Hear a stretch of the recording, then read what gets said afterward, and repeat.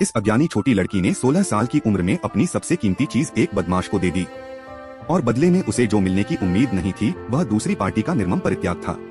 इस तरह के परिणाम ने उसे अस्वीकार्य बना दिया। अनगिनत बार जिस खूबसूरत प्रेम की कल्पना की गई थी वह एक पल में दुःस्वप्न में बदल गया। ज्योमेई एक मासूम किशोरी हुआ करती थी। सभी युवा लड़कियों की तरह वह शारीरिक और मनोवैज्ञानिक दोनों तरह से एक सुंदर प्यार करने का सपना देखती थी। एक पार्टी में ज्याओमी ने अपने जीवन में पहली बार स्विमसूट पहना था, लेकिन वह तैरना नहीं चाहती थी, लेकिन सीनियर पॉल के सहायक को आकर्षित करना चाहती थी। वह एक छोटी सुंदरता है। एक अद्वितीय स्विमिंग सूट के साथ मिलकर जल्द ही पॉल को एक बातचीत शुरू करने के लिए आकर्षित किया। शियाओमी लंबे समय तक झिझकती रही और अंत में उसने पॉल से अपने प्यार को कबूल करने का साहस जुटाया।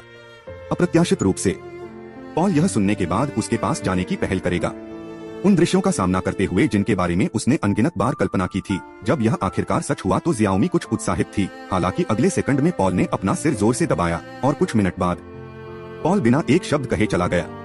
अज्ञानी शियाओमी काफी देर तक स्पंज को देखती रही। उसे नहीं पता था कि उसने ऐसा क्यों किया, लेकिन पहला प्यार हमेशा अंधा होता है। भले ही पॉल ने उसे चोट पहुंचाई हो, फिर भी शियाओमी उसे याद करती है। हालांकि उसके बाद पॉल ने फिर कभी उसकी तलाश नहीं की और यह घटना ज्याओमी के दिल में एक दुःस्वप्न बन गई। नए सेमेस्टर की शुरुआत तक मेरा सबसे अच्छा दोस्त उसे उदास नहीं देख सकता था, इसलिए वह उसे उस जगह ले गई जहां पॉल अक्सर खेला करता था। जिस क्षण मैंने पॉल को देखा, ज्याओमी ने लालसा का रूप दिखाया। इस बार पॉल ज्याओमी को सीधे एक होटल में ले गया और उसकी पहली रात क्रूरता से छीन ली, लेकिन उसने कभी नहीं सोचा था कि घटना होने के बाद पॉल उसे फिर से छोड़ देगा।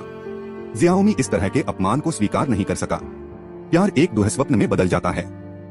इस समय ज्योमी पॉल से नफरत करती है और वह अब प्यार में बिल्कुल भी विश्वास नहीं करती है। माँ को अपनी बेटी के परिवर्तन के बारे में पता नहीं था और उसने अपनी बेटी की देखभाल करने वाली एकमात्र दादी को नर्सिंग होम भेज दिया। अपनी दादी के चले जाने के बाद शियाओमी, जो पूरी तरह से उपेक्षित थी और अधिक दंभी बन गई, उसने सीखना शुरू किया कि पेय के साथ अजीब पुरुषों को कैसे छेड़ा जाए और पॉल द्वारा किए गए नुकसान का विरोध करने के लिए दुनिया में खेलने के तरीके का इस्तेमाल किया। एक दिन तक पॉल ने ज्योमी को फिर से मिलने के लिए कहा और उसने पाया कि वह अब भी उससे प्यार करता है। अंत में पॉल के आई मिस यू कहने के बाद शियाओमी ने घर को पूरी तरह से तोड़ दिया और उससे सहमत हो गया। जैसे ही लड़की बैठी, उसे बगल में अंकल ने घूर कर देखा, लेकिन उसने बिल्कुल भी घृणा करने के बजाय अपनी जैकेट उतार दी और साइड में बैठी प्रेमिका से कहा, मैं उसे अपना दीवाना बना दूंगा, मुझे 1 मिनट में। फिर उसकी आंखें तुरंत धुंधली हो गईं। आदमी को देख रहा है। श्वासनली को हल्के से काटते हुए वह दूसरी पार्टी की ओर इशारा करता रहा। निश्चित रूप से वह आदमी अब और नहीं रुक सका और अनैच्छिक रूप से उसके पास बैठ गया। शियाओमी ने अपना पैर फिर से हल्के से उठाया, जिससे उसकी गोरी त्वचा दिख रही थी। इस बार वह आदमी पूरी तरह से अपना दिमाग खो बैठा। यह पूरी तरह से भूल गया कि यह एक सार्वजनिक स्थान है और एक हाथ बेकाबू होकर शियाओमी की ओर बढ़ा। लेकिन इस समय शियाओमी घूमा और शान से चला गया।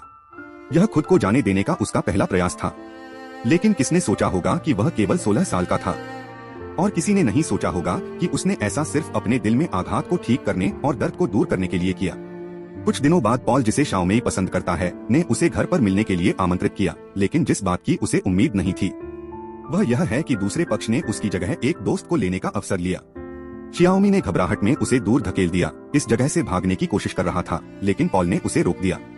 लेकिन इसके बाद जो हुआ उसने उन्हें पूरी तरह तोड़ दिया। शियाओमी, जो बाद में अनभिज्ञ था, उसने पुलिस को फोन करने का विकल्प नहीं चुना, क्योंकि उसने इसके बारे में किसी को बताने की हिम्मत नहीं की। उस रात के क्रूर अनुभव को स्वीकार करना तो दूर की बात है, वह इसे अपनी डायरी में लिखता है। फिर उसने अपने नाजुक चेहरे को अपने दिल में दबी हुई भावनाओं को बाहर निकालने के लिए जोर से रगड़ा। यह भी इसी समय से था कि शियाओमी ने खुद को पूरी तरह से शामिल करना शुरू कर दिया। हर दिन इंटरनेट पर लोगों के साथ चैट करने के लिए लोगों की तलाश की और यहाँ तक कि एक ऐसे व्यक्ति के साथ होमवर्क करने में सक्षम होने के कारण जिसे वह केवल एक बार मिली थी। शायद केवल इसी तरह से वह हो सकता है प्रसन्न। हालांकि जब वह उस दिन कक्षा में लौटी तो उसने पाया कि उसकी सबसे अच्छी दोस्त ने सहपाठियों को उसकी डायरी पढ़कर सुनाई थी। सहपाठियों के उपहास का सामना करते हुए उसने गुस्से में अपनी सबसे अच्छी दोस्त पर ऐसा करने का आरोप लगाया, लेकिन उसकी सबसे अच्छी दोस्त ने कहा कि वह बस चाहती थी कि वह जल्दी जागे और उन बदमाशों से उलझना बंद करे। हालांकि उसके सबसे अच्छे दोस्त की दया ने शियाओमी को अपना सिर पीछे नहीं मोड़ने दिया, बल्कि उसने अधिक से अधिक पुरुषों से बदला लेने के उद्देश्य से खुद को अधिक से अधिक सेक्सी कपड़े पहनाए। एक असहनीय अनुभव ने 16 साल की लड़की को पूरी तरह से बदल दिया, लेकिन वह इससे रुकी नहीं, बल्कि एक भागे हुए जंगली घोड़े की तरह भोगविलास में खो गई। माँ को गलती से अपनी बेटी की डायरी मिल गई और तभी उन्हें पता चला कि इस दौरान उनकी बेटी ने क्या अनुभव किया। माँ ने तुरंत अपनी बेटी को आवाज लगाई, लेकिन किसी ने कोई जवाब नहीं दिया। इस समय जियाओमी नेटिजन्स के साथ रोमांचक खेल खेल रहा था। आदमी ने उसे हर जगह खोजा, लेकिन पाया कि जियाओमी कोठरी में छिपा हुआ था। उपन्यास की सजावट ने तुरंत आदमी को दिलचस्पी दिखाई। चाबुक मारना। आधे घंटे बाद लड़की लड़खड़ाकर घर वापस आई और उसकी मां ने अविश्वास में उसका सामना करने के लिए अपनी डायरी निकाली और जियाओमी पूरी तरह से ढह गई। लेकिन अचानक से जो निकला वो मेरी माँ का गर्मजोशी भरा आलिंगन था।